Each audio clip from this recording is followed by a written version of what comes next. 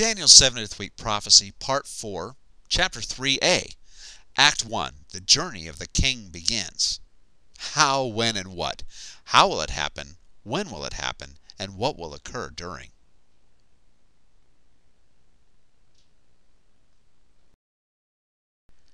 Welcome to Daniel's 70th Week Prophecy, Part 4. In Part 4 there are 4 chapters, but due to the length of Chapter 3, I've had to break it up into 3 segments, A, B, and C. And in Chapter 3a, we will have Act 1 of the Path of the King and the sign of Revelation 12, 1 through 5.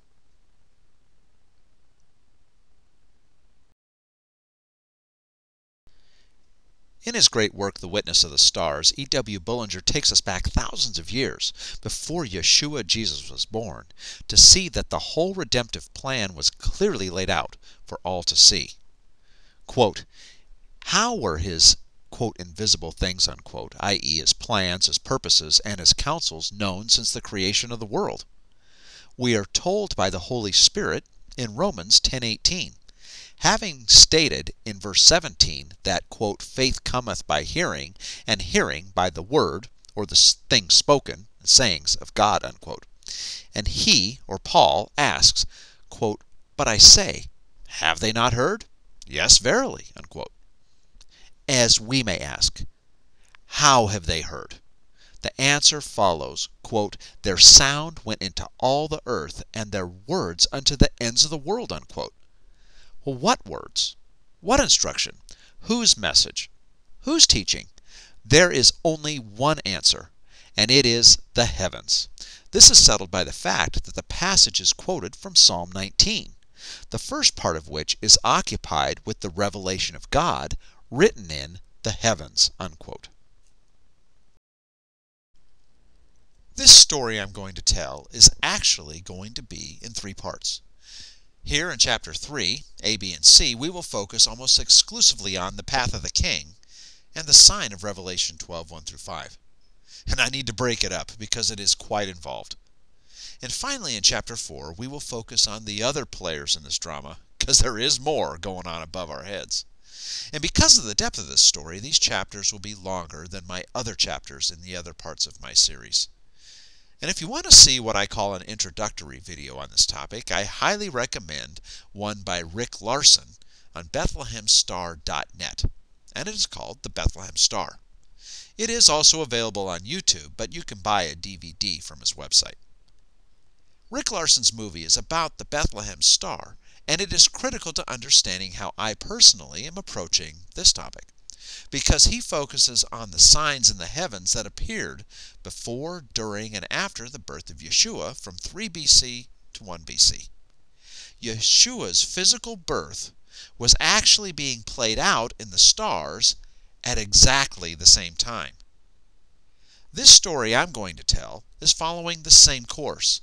Yahweh is going to act out the story of the 70th week of Daniel in the heavens while it is happening here for us to see.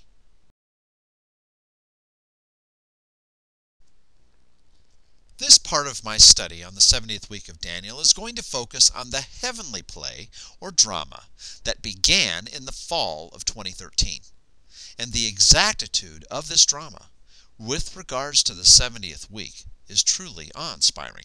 Now, once again, I must point out that I am not veering into astrology or what is commonly associated with fortune-telling, spiritism, the occult, or planet worship.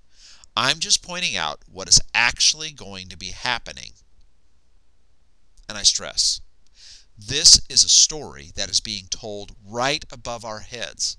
And just like any story, there must be a cast of characters that plays each part.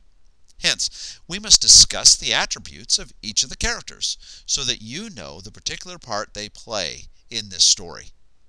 And I will mainly reference E.W. Bullinger's indispensable book, Witness of the Stars, throughout. So stay with me on this, and you'll see God's handiwork miraculously being presented in the heavens. So buckle up, because here we go. So now I'd like to introduce you to the cast of characters. First we have the lead characters of the wandering stars or the planets. Jupiter is known as the king planet, or the planet of the king, and is commonly referred to as the king of the universe or the Messiah. And in this story, there is a pre-incarnate king, and after his birth, an incarnate king that will come to do battle to subdue his enemies. Venus is known as the Virgin and is commonly associated generally with Israel, since the seed of the woman, or the Messiah, would be birthed through the Abrahamic line. But it has been specifically identified by Christians through the centuries with the Virgin Mother, or Mary, who gave birth to Yeshua, Jesus, in 1 BC in the little town of Bethlehem. Mercury is known as the messenger planet, and specifically it has been identified as an angelic or spiritual being. Some refer to it as the Archangel Gabriel, which is the messenger angel, but others have referred to it as the Archangel Michael, the warrior angel, and sometimes the Holy Spirit. And in this drama it will play each, as you'll see. Mars is known as the god of war and is always associated with war and calamity. And many cultures have various cults that worship Saturn and tell of the evil this planet represents in the cosmos. He is known as the, quote, Lord of the Rings, unquote, and is specifically identified with Satan, Moloch, Baal, and the underworld. It is also known as the Black Planet, and many of these cultures have worshipped a large black stone to represent this god. And in this story, this planet will be Satan's planet.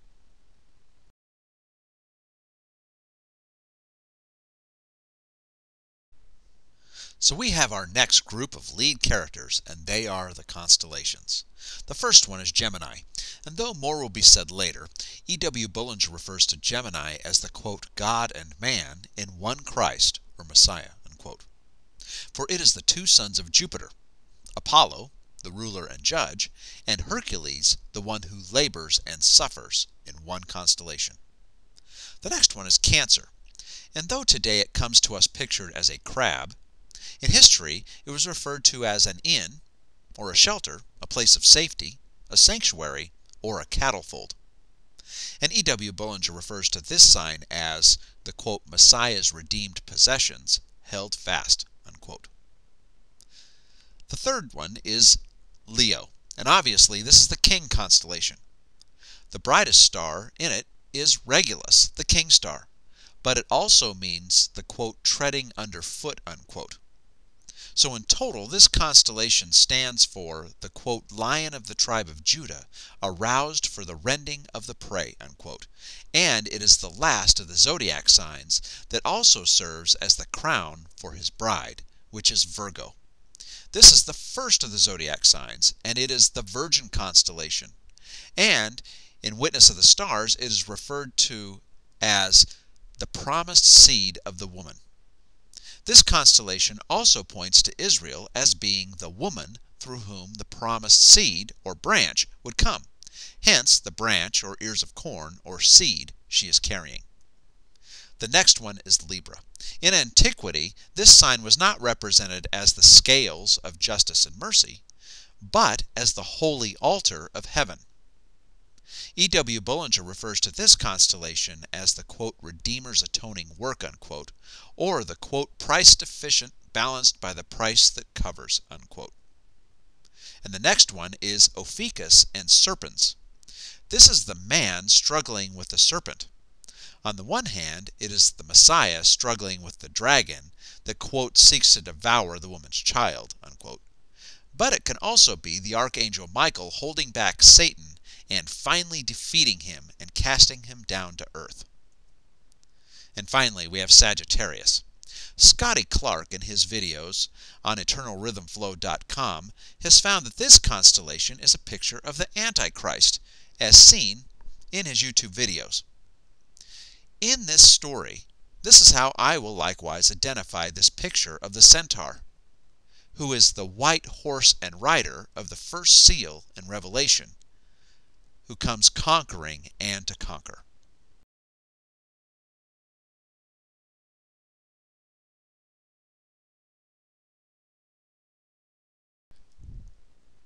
So the curtain goes up and the journey of the king begins.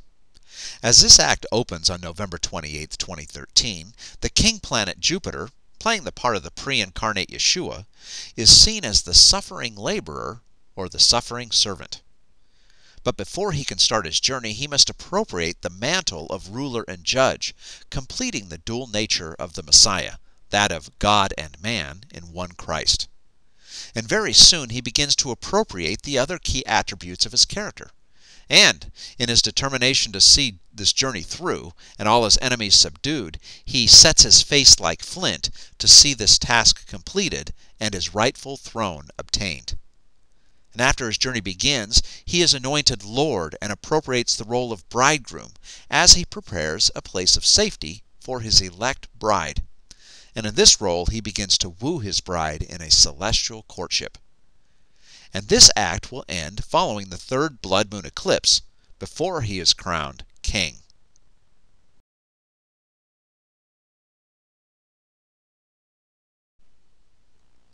So the curtain opens, and now we start with Act 1. The journey of the king begins. Entering from stage right is the Comet ISON.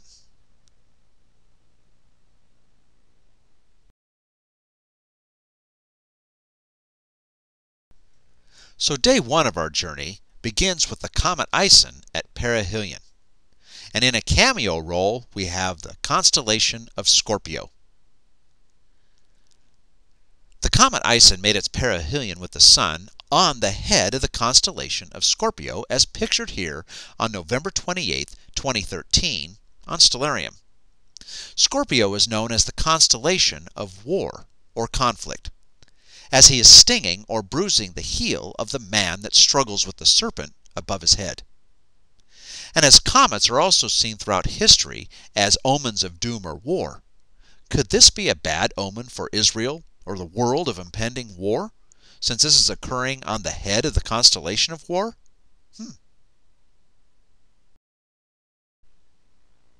So I'd like to discuss what I consider to be the purpose of the Comet ISON. Because when we first discovered the comet in 2012, it was supposed to be the, quote, comet of the century, unquote. And after it wrapped around the Sun on Hanukkah Thanksgiving on November 28, 2013, it was thought that it would be, quote, brighter than the full moon, unquote, and visible to the naked eye during the day. Now I must say, it was a very bright comet as it started its perihelion.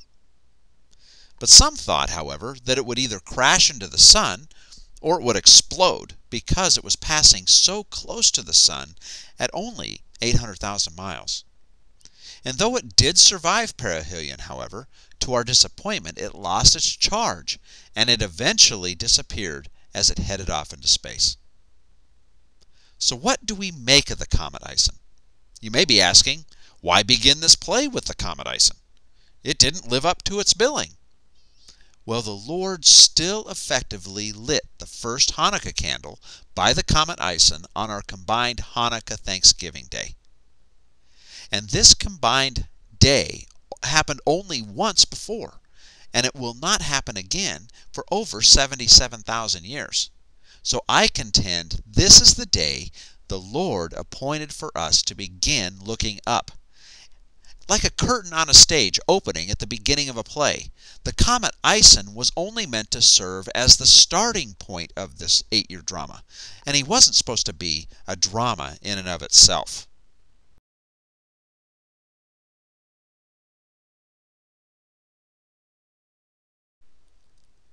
And now, on November 28, 2013, we have the entrance of the suffering servant.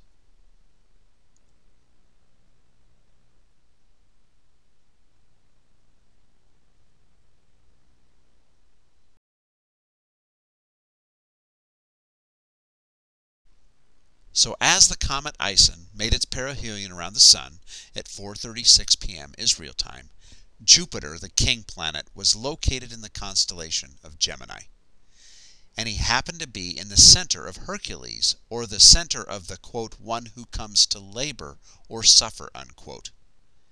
And in the center of Hercules is a star called Wasset, as now picked up by E.W. Bullinger. quote, which means set, and tells of him who, quote, set his face like flint to accomplish this mighty Herculean work, and when the time was come, to steadfastly set his face to go to complete it, unquote, as found in Jeremiah 33:14-15. Emphasis mine. Jupiter is not quite in conjunction with Waset on day 1. This will occur later.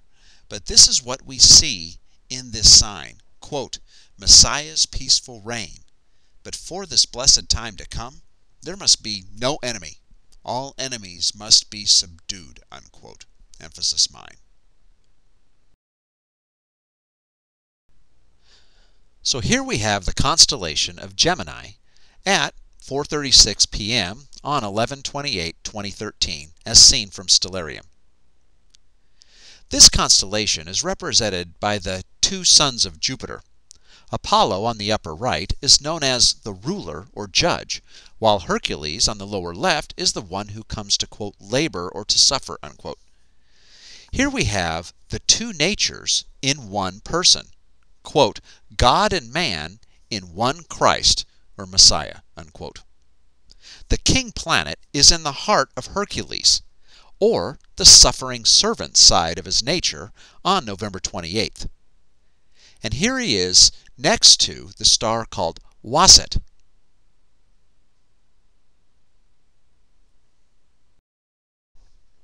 So actually, Jupiter already has spent several months, quote, waiting in the wings, unquote, so to speak, ready to start this 8-year journey that is the subject of this story, having originally entered the constellation in June of 2013. And he moved from Hercules, the suffering servant side of his character, into the middle of Apollo, the ruler and judge part of his character, on March 4th, 2014, which is Adar 2-2, or Adar Shani 2. Now the year of 2014, or 5774 on the Jewish calendar, is known as a, quote, pregnant year, unquote, for it is a leap year with an added month of Adar. So Shani means second. When he does this, Jupiter is effectively appropriating or taking on the other side of his nature. The Messiah came originally 2,000 years ago as a suffering servant or laborer, and now he will return as the ultimate ruler and judge. So Jupiter, playing the part of Messiah, is now putting on his royal robes of rulership and as judge.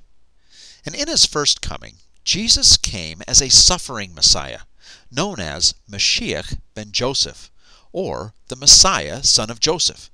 Hence his starting of this play in Hercules. Now when he returns, he will be coming in glory as the judge of the world, as the King of Kings and the Lord of Lords, and he will be called Mashiach ben David, or the Messiah, son of David. And here is Jupiter in Apollo appropriating the ruler and judge side of his character. And on the Hebrew calendar, it is Adar 2-2, or Adar Shani 2, that this occurs.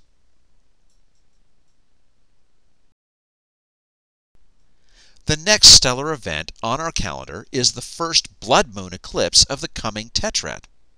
And this one occurs on the first day of Passover on April 15th, 2014, or Nisan 14, 5774. And here at sundown at Nisan 14, Jupiter is now in the middle of the constellation of Gemini, between his two sons of Apollo and Hercules, for he has now fully taken on the two natures of his being, that of ruler and judge, and the suffering servant. Believe it or not, a blood moon is a scientific term, for it is a total eclipse of the moon, and it occurs when the Earth comes between the sun and the moon. And because the Earth is completely blocking the sun, only a scant amount of light refracts around the Earth, causing the moon to appear with a dark red color, like the color of blood. And throughout the scriptures, blood moon eclipses occurring on Jewish feast days have been taken as a bad omen, and specifically as a message to Israel. Here is the picture of the blood moon eclipse on April 15th, 2014, which is the first day of Passover. And here it reaches full eclipse at 5:15 a.m., Israel time, and begins to fall out of eclipse around 6:15 a.m., and it will be visible over Australia, the Pacific, and the Americas. So where did this blood moon occur? Well, of course it occurred in the sky, but I mean where in the cosmos did it occur? Some have said that the blood moon has no relevance to the nation of Israel because it did not occur over Israel. But, as seen here, it occurred in conjunction with a star called Spica in the constellation of Virgo. And this is the Virgin constellation particularly identified with Israel as the bearer of the Messianic seed. Here is that conjunction with Spica and the blood moon. And Spica is Latin for, quote, an ear of corn, unquote. But in Hebrew, this star is called Tzemek, which means branch. And here from Witness of the Stars, quote, there are 20 Hebrew words translated branch, but only one of them, Tzemek, is used exclusively of the Messiah, as found in Jeremiah 23:5. Quote, behold, the days come, saith the Lord, that I will raise unto David a righteous branch, or Tzemek, or a son, unquote. And a mind-blowing fact, Passover is the anniversary of when the Messiah, i.e. the branch, was cut off as prophesied by the prophet Daniel. And here a blood moon occurs on this day, just as it did on that day in the constellation of Virgo.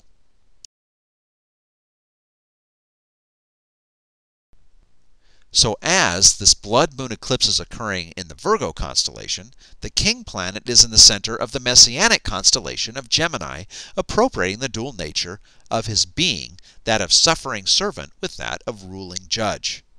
Here he is in between Hercules and Apollo. But now he must set his face like flint to complete the task set before him. But remember, in this act of the story, he is still the pre-incarnate king.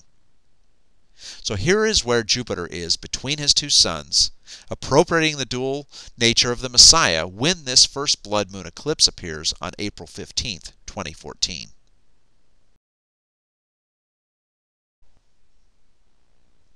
So now the dual-natured Messiah begins his journey. Here we have the dual-natured Messiah of suffering servant and ruler and judge. And he will now begin his journey to appropriate the other attributes of his character.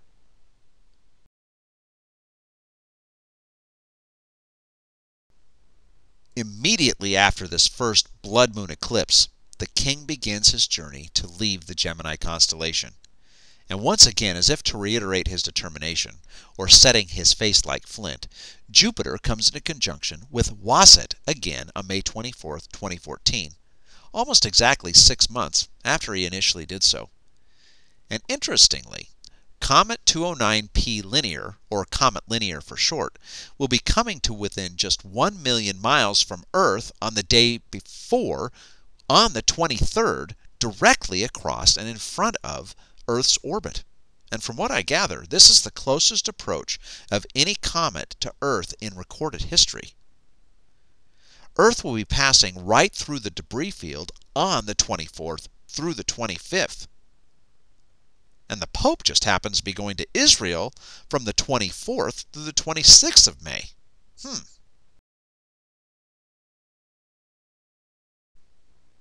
So on the same day that Jupiter comes into conjunction with Waset, or Set, as in set his face like flint, Earth will be right in the middle of a massive debris field caused by the comet Linear, which will be passing just 1 million miles in front of Earth, directly in the path of Earth's orbit.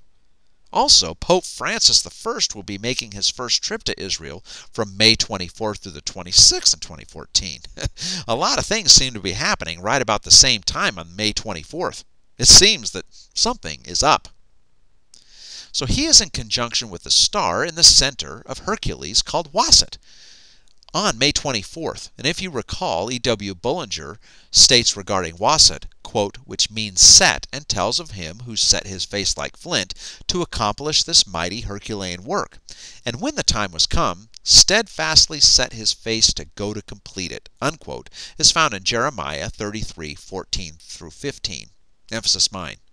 So now his face is set like flint, and now his journey truly begins.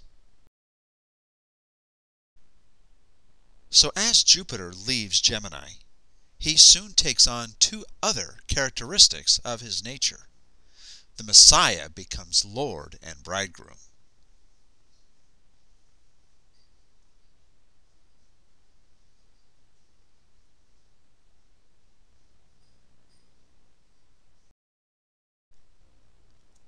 Jupiter leaves the Gemini constellation for good on June 14th, 2014. But he will return to the Gemini constellation in 11 years after he makes his complete circuit around the constellations, returning again exactly on June 14th, 2025. On July 23rd, 2014, Jupiter will enter the constellation of Cancer. And exactly as he enters this new constellation, he comes into conjunction with the Sun. The Bible refers to the Sun as representing the Lord, as in Psalm 84:11, and the Bridegroom, as in Psalm 19:5. So Yeshua, the Lord and Bridegroom, comes into conjunction with Yeshua, the dual-natured Messiah, from Gemini. But he is not yet king. This conjunction lasts for 96 hours, or for 4 days. Thus, Jupiter is appropriating two other attributes, those of Lord and Bridegroom. And notice, if you recall, it is in this constellation of Cancer that represents safety, a sanctuary, or an inn, or a cattle fold. And remember, one of the tasks Yeshua is doing in heaven for his people is to, quote, build mansions, unquote, or to, quote, prepare a place of safety for us, as in John 14:2-3.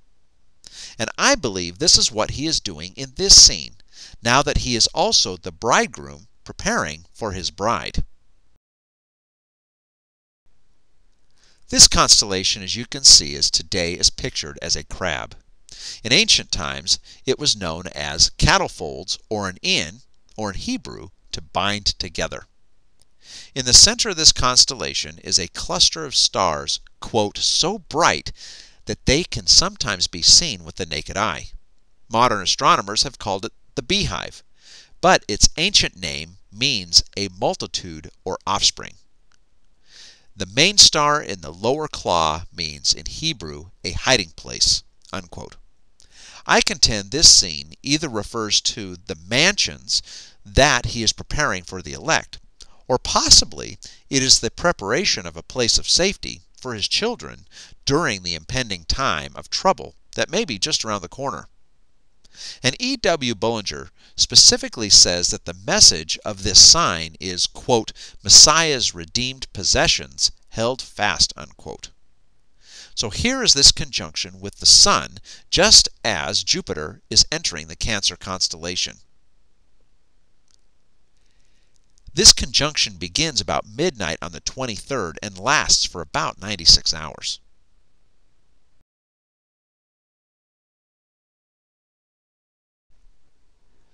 On August 17, 2014, Venus comes into conjunction with Jupiter right in the middle of the constellation of Cancer. Venus, if you recall, is the virgin planet, but it also represents the nation of Israel as being the bride or mother of the Messiah. Now, this is too early for the, quote, conception of the king, unquote, to take place. Hence, I think it is the bridegroom wooing his future bride. And in this play, this is just the beginning of that courtship. And not coincidentally, it is in the center of his inn or cattle fold or sanctuary. But it could also be a prophetic meeting, if you will, alluding to the time when Yeshua, with his elect from the nation of Israel and the elect from among the nations, i.e. his bride, are gathered in the place of safety that he has prepared beforehand for those to escape the great tribulation to come. So here is that conjunction right in the center of Cancer. And it occurs at 5 p.m. on August 17th, where Venus begins her conjunction with Jupiter that lasts about 18 hours. And now the path of the king continues. Jupiter will be in the constellation of Cancer for about 3.5 months, when it exits on or about the 8th of October of 2014. Interestingly, our second blood moon eclipse of the tetrad occurs on October 8th, 2014. This blood moon enters full eclipse right around 8:30 a.m. on the first day of Tabernacles, or Sukkot. The second blood moon eclipse appears on October 8th, 2014, as seen here on Stellarium. This is the first day of Tabernacles, or Sukkot, and here it reaches full eclipse about 8:30 a.m. Israel time and begins to fall out of eclipse about 9:30 a.m. And it will be visible over Asia, Australia, the Pacific, and the Americas.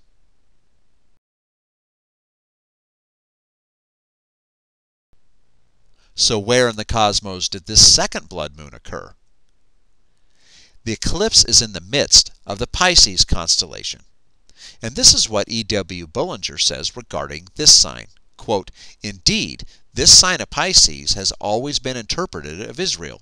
Both Jews and Gentiles have agreed in this. There can be no doubt that we have in this sign the foreshadowing of the multiplication and blessing of the children of promise, and a token of their coming deliverance from all the power of the enemy." Unquote. Here is the second blood moon eclipse in the center of Pisces. Now, once again, I do recommend you get the book Witness of the Stars by E.W. Bullinger, because this particular sign is actually 4 different constellations that E.W. Bullinger goes into great detail about, and all are connected and tell a great story. I can only say here that the cord that binds the 2 fish of Pisces together is the cord of the enemy. But in the whole picture, the king is coming to unloose the bonds of his people. He is coming to defeat all enemies and take us to a place of refuge and safety, as shown in the constellation of Cancer that Jupiter just exited today.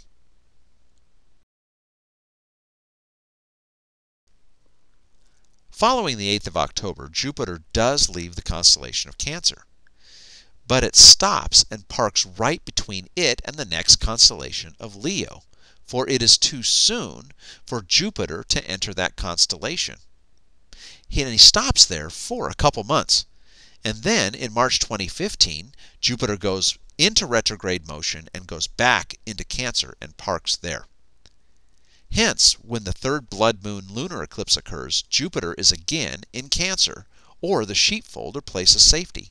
And in my opinion, this really alludes to the bridegroom continuing to prepare a place of safety for the elect before things really careen out of control.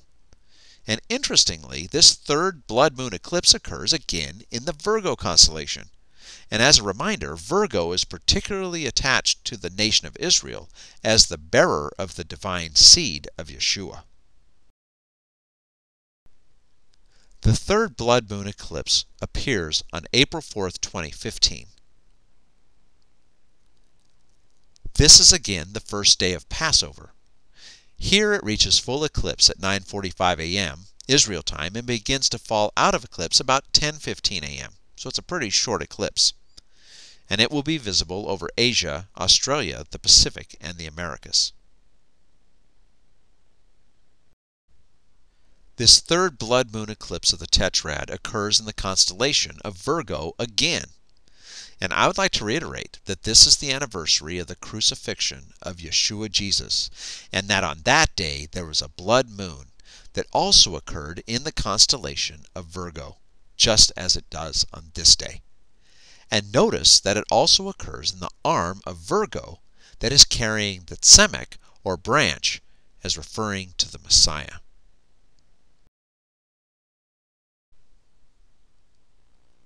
So we've come to the end of Act 1. In Act 1, we've seen the king planet Jupiter begin his journey, and to take on key aspects of his character, the first of which is that of suffering servant. For when Yeshua came 2,000 years ago, he came as a suffering servant. But then he has added the characteristics of ruler and judge, and finally that of Lord and bridegroom.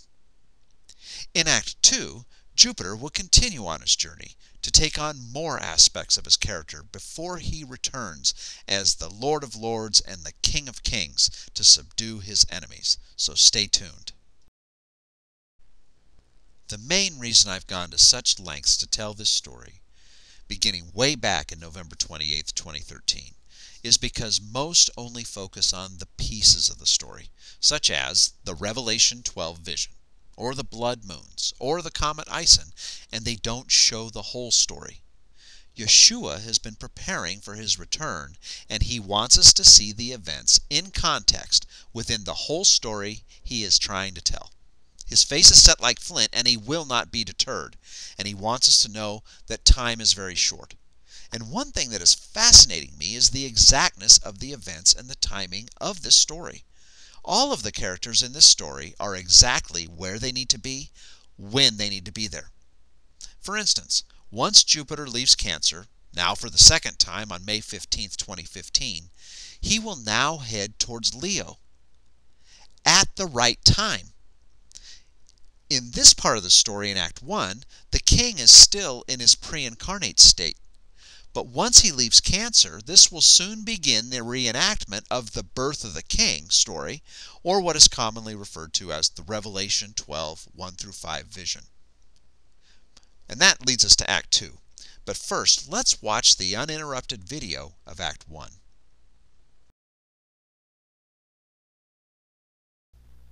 Welcome to Act 1. The journey begins.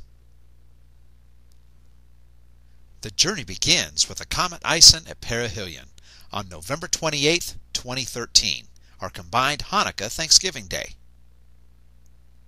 And here is the Comet ISON rounding the sun on that day. And I am using stellarium for these pictures. And where is Jupiter, our king planet, on that day?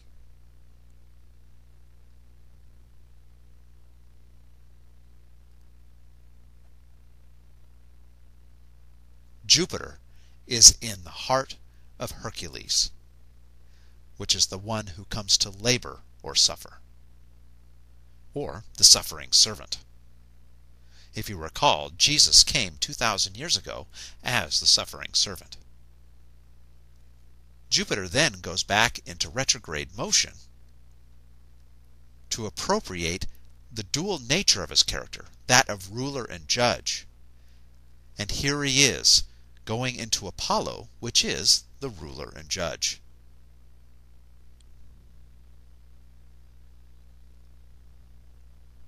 And this is March 4th, 2014. And he comes back into retrograde motion, and he comes into the center, where Jupiter, on April 15th, 2014, is in the middle of the two when the first blood moon eclipse occurs, which is the first day of Passover. So here is the simulation of that first blood moon eclipse on stellarium. I think this is fascinating how this software can simulate this.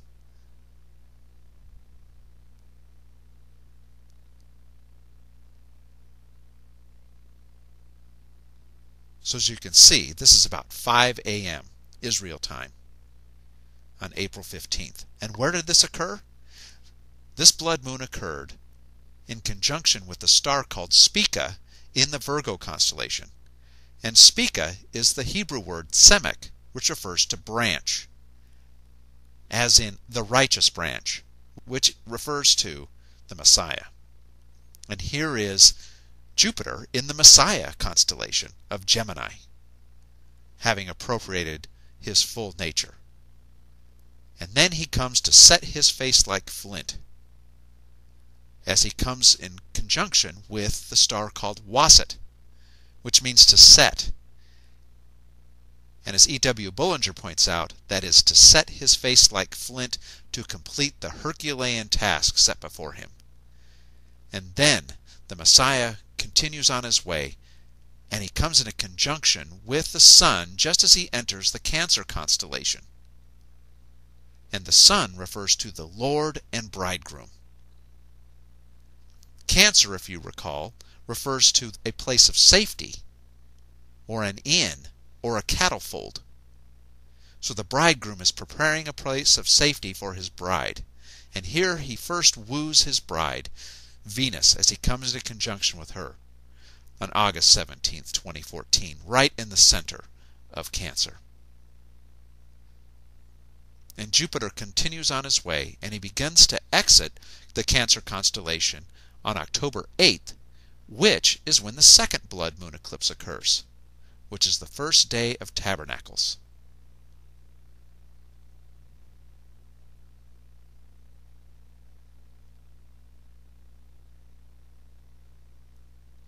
So here is that eclipse. And where in the cosmos did this occur?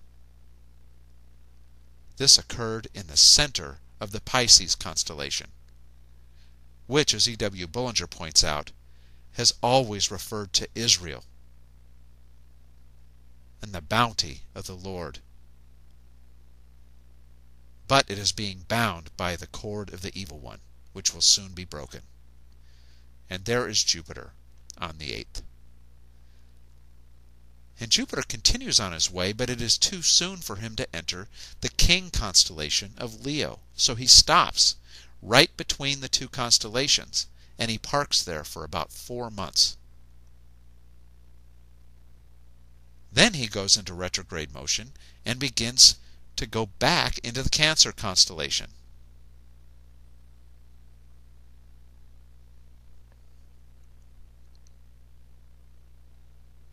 And here he is on March 20th, 2015.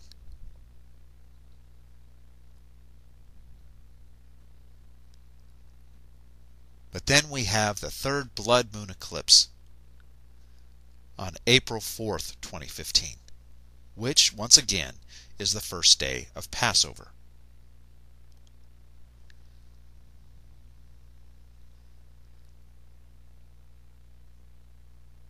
And where did this blood moon eclipse occur?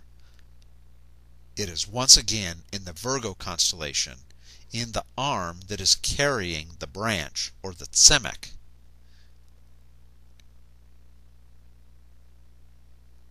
And just like on this day there's a blood moon eclipse, on the day of the crucifixion there was likewise a blood moon eclipse in the Virgo constellation.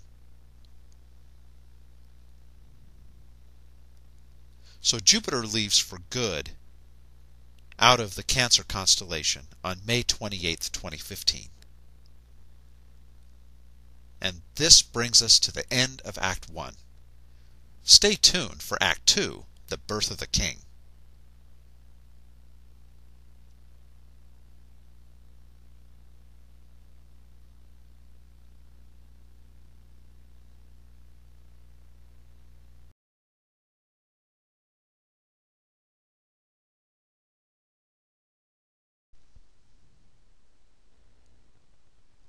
So let's see how Act 1 overlays this chart that we've seen before, that began on November 28th, 2013 with the Comet ISON, and this is how it will look over the next 8 years. So we begin in the constellation of Gemini. Our king planet is located in Hercules, which is the suffering servant side of the constellation. Our first blood moon eclipse occurs in Virgo in conjunction with the star called Spica, which means branch. Jupiter then goes into Apollo, which is the ruler and judge side of the constellation, to take on these key attributes. And he soon moves into the Cancer constellation, where he immediately comes into conjunction with the Sun, which is referred to as the Lord and Bridegroom. The second blood moon eclipse occurs in the Pisces constellation, which is also a constellation very closely tied to Israel. And the third blood moon eclipse occurs once again in Virgo, in the arm that's holding the branch. And so we come to the end of Act 1, getting ready to move into the next constellation of Leo, where he will take on more key attributes of his character. So in Act 1, Jupiter, the king planet, started as the suffering servant. Then he became the ruler and judge, and also the Lord and Bridegroom. And now we move on to Act 2, so stay tuned.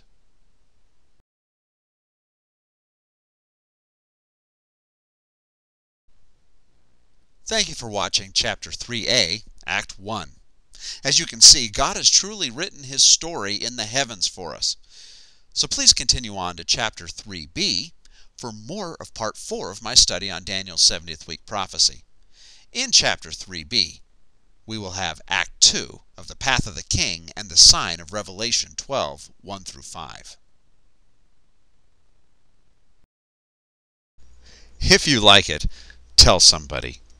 I do appreciate your taking the time to watch my videos on the 70th week of Daniel. And if you think they offer insights that others can benefit from, can you please do two things for me? First, share them. Let's get the word out to your friends, family, and church that there are signs that we should be watching for that may indicate that we are very close to the culmination of this age. And second, please like my videos. Those little thumbs up signs are really important. And it does help others to see that people like you find these helpful to the end time discussion. God bless and Godspeed.